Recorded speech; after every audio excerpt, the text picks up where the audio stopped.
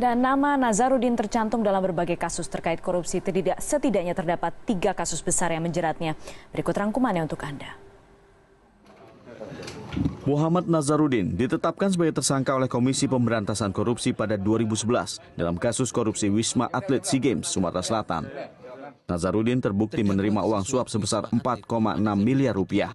Kasus ini membuat Nazarudin dijatuhi hukuman oleh Pengadilan Tipikor pada 2012, yaitu hukuman penjara 4 tahun 10 bulan dan denda sebesar 200 juta rupiah. Setahun kemudian, Mahkamah Agung memperberat hukuman Nazarudin menjadi 7 tahun penjara dan hukuman denda sebesar 300 juta rupiah. KPK juga menjerat Nazarudin dengan kasus pencucian uang terkait pembelian saham perdana PT Garuda Indonesia. Nazarudin ditetapkan sebagai tersangka pada 2012.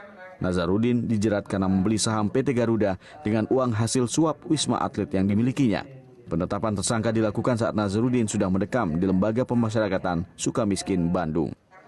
Tak hanya itu, pada akhir 2015 Nazarudin didakwa menerima gratifikasi dari PT Duta Graha Indah atau DGI dan PT Nindya Karya. Dari manajer pemasaran PT DGI Muhammad L. Idris, Nazarudin menerima uang sebesar 23,1 miliar rupiah. Andri Ersada, CNN Indonesia.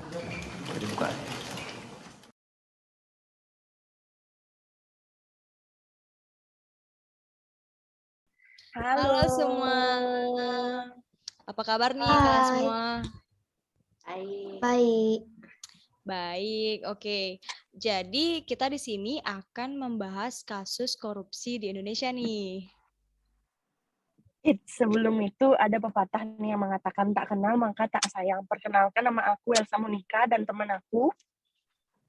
Perkenalkan, nama aku Nilu Putu Marsana Putri, bisa dipanggil Marsyana. Tapi aku nggak sendirian nih, nggak berdua maksudnya sama Elsa. Jadi kita kedatangan pembicara-pembicara yang lagi cantik-cantik ini. Silahkan perkenalkan diri ya terlebih dahulu. Semuanya. Perkenalkan, nama aku Ismi Syafa Ardila, bisa dipanggil Ismi.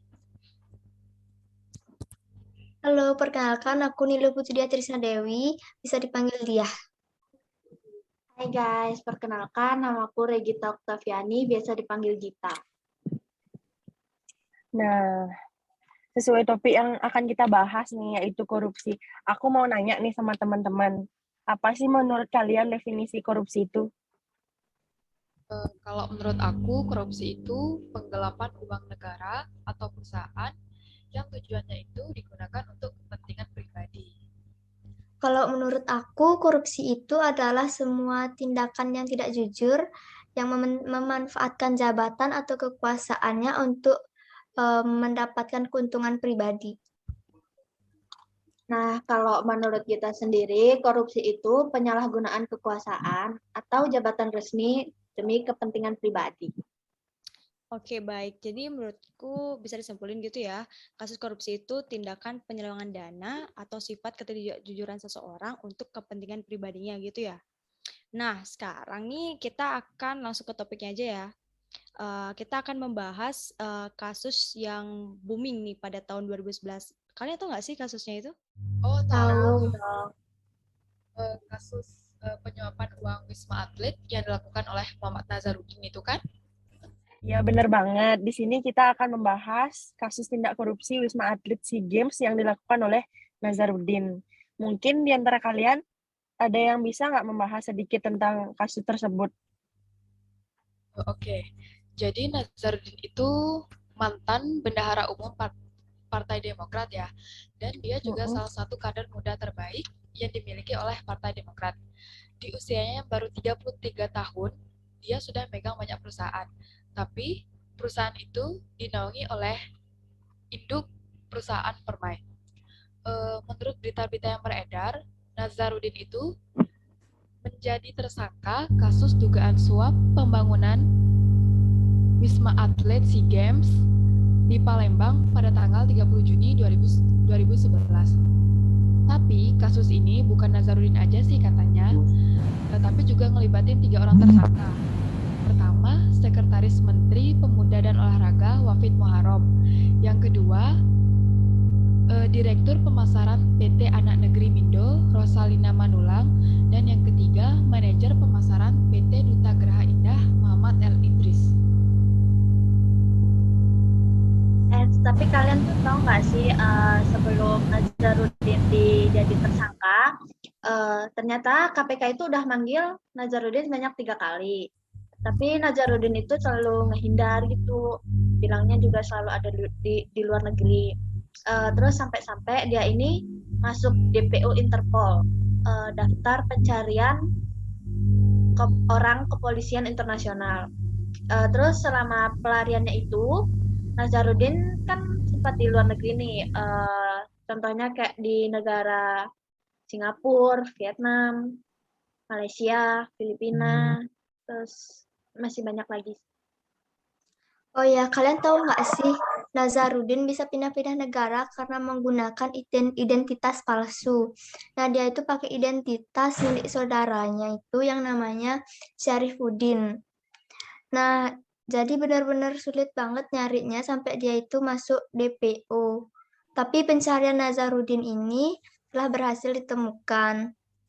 Nazarudin dan istrinya itu Neneng Sri Wahyuni akhirnya ditangkap Interpol di wilayah Kolombia tanggal 6 Agustus 2011. Wah, ternyata Nazarudin tuh pernah masuk DPO gitu ya. Terus menurut kalian tuh bentuk korupsi apa yang dilakuin sampai Nazarudin tuh sampai dikejar-kejar sampai ke luar negeri gitu? Menurut artikel sama menurut aku juga ya, bentuk korupsinya itu suap menyuap. Nazarudin ini juga dinilai terbukti melakukan tindak pidana korupsi dengan menerima suap berupa cek senilai 4,6 miliar dari PT Duta Graha Indah. Selain suap menyuap, Nazarudin juga terkena kasus gratifikasi. Nazarudin didakwa menerima gratifikasi dari PT Duta Graha Indah dan PT Nindakarya untuk sejumlah proyek di sektor pendidikan dan kesehatan yang jumlahnya itu mencapai 40,37 miliar. Wah, berarti Nazarudin melakukan korupsi berupa gratifikasi dan suap menyuap ya. Berarti ada perilaku koruptif yang menjadi pemicu dari semua yang dilakukan kan? Nah, berdasarkan kasus Nazarudin ini yang terjerat kasus korupsi Wisma Atlet yang melakukan suap menyuap, faktor pemicunya kemungkinan di masa mudanya yang kayak suka menyogok untuk membuat SIM kayak gitu. Jadi di masa yang akan datang itu dia menganggap itu hal yang wajar gitu. Oke, baik. Selain faktor pemicuan nih, pasti ada faktor penyebab yang lainnya juga kan? Apa sih faktor penyebab dari kasus Nazarudin ini melakukan korupsi? Faktor penyebabnya tuh mungkin karena dia hidupnya mewah, yang suka jalan-jalan gitu. Jadi itu bisa jadi sih faktor penyebabnya. Berarti ketika korupsi itu terjadi, dampak yang ditimbulkan tentu saja kan menjalar ke hampir seluruh sektor kehidupan gitu ya.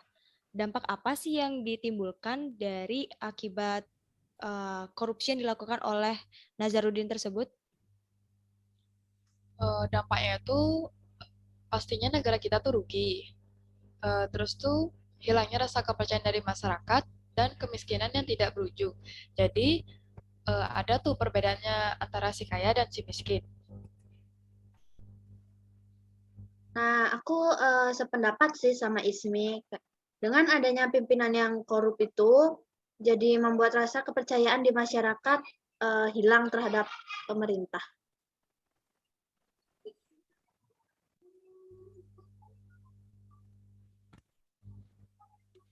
Nah, dari dampak-dampak ini pastinya pemerintah ada dong memberikan upaya dalam pencegahan korupsi ini.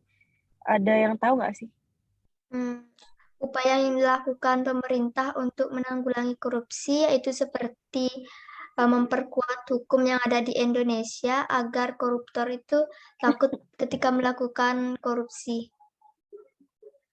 Kalau menurut aku sih, di samping upaya dari pemerintah, kita juga harus sadar dari diri kita sendiri. Kayak misalnya kita tuh tidak boleh terlalu meremehkan sikap kecil dari koruptif. Sikap kecil dari koruptif itu apa sih? Kayak datang terlambat, mungkin mencontek dan mengambil kembalian lebih. Upaya dari pemerintah itu juga bisa kayak melakukan penyuluhan terhadap orang-orang yang minim terhadap pendidikan. Terus kita juga bisa memberi mata pelajaran anti korupsi terhadap siswa anak sekolah tingkat SMP dan tingkat SMA. Bahkan mahasiswa pun bisa. Terus juga dari orang tua itu juga penting sebenarnya. Orang tua itu harus bisa ngajarin ke anaknya tentang kedisiplinan, karena kalau udah diajarin dari kecil sampai besar itu pasti sikapnya bakal bawa. Biasa. Oke, nah dari kasus Nazarudin ini lagi ya, aku mau nanya sama teman-teman, berapa sih Nazarudin ini dikenakan tindakan hukum itu berapa tahun gitu loh teman-teman. Terkait kan kasusnya dia tuh cukup gini ya, merugikan negara gitu ya. Nah, menurut Pengadilan Tipikor Jakarta, Nazarudin divonis hukuman 4 tahun 10 bulan penjara, terus didenda juga dengan dengan nominal 200 juta. Tapi Mahkamah Agung itu memperberat hukuman Nazarudin yang awalnya 4 tahun 10 bulan menjadi 7 tahun, dan yang awalnya didenda 200 juta sekarang itu didenda menjadi 300 juta. Tapi kenapa tuh bisa ada penambahan hukuman dari Nazarudin tersebut? Kalau setahuku sih karena dia dianggap melakukan gratifikasi serta pencucian uang dengan membeli berbagai saham perusahaan dengan menggunakan uang hasil korupsinya. Kalau kita belajar dari Nazarudin nih, bagaimana peran mahasiswa untuk mencegah korupsi? Kalau menurut aku, peran mahasiswa dalam pencegahan korupsi ini dengan cara memberikan sosialisasi kepada masyarakat atau para pelajar gitu.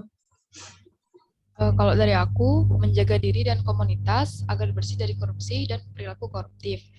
Kita juga bisa membangun dan memelihara gerakan anti korupsi dan mengadakan seminar dan menghadiri tokoh senior yang paham betul tentang korupsi seperti Novel Baswedan.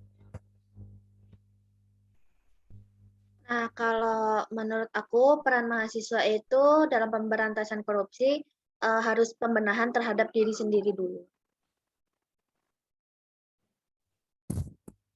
Baik, nah dengan adanya kasus ini sungguh sangat disayangkan ya teman-teman, mengingat bahwa mereka seharusnya ini menggunakan uang tersebut tuh untuk menjalankan roda perekonomian negara dan mensejahterakan rakyatnya.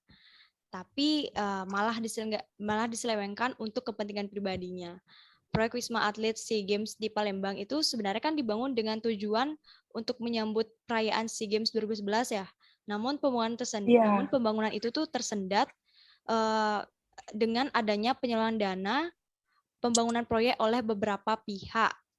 Untuk itu ya, saran saya nih sebagai mahasiswa juga, para pejabat Indonesia tuh lakukanlah kewajibanmu dengan baik dan benar agar rakyatmu tuh tidak sengsara. Bangsa yang bahagia adalah bangsa yang bebas dari korupsi. Ya, benar banget yang dibilang sama Marsha nih. Untuk generasi penerus bangsa ini, terutama mahasiswa, yuk sama-sama menghindari perilaku koruptif di lingkungan sekitar. Karena kita adalah masa depan penerus bangsa ini. Nah, sekian dulu podcast kita hari ini ya. Semoga dapat menambah wawasan semua bagi kita semua. Mohon maaf bila ada salah kata. Sampai jumpa di podcast selanjutnya. Mahasiswa yang hebat adalah mahasiswa anti korupsi. Anti korupsi. Bye. Bye.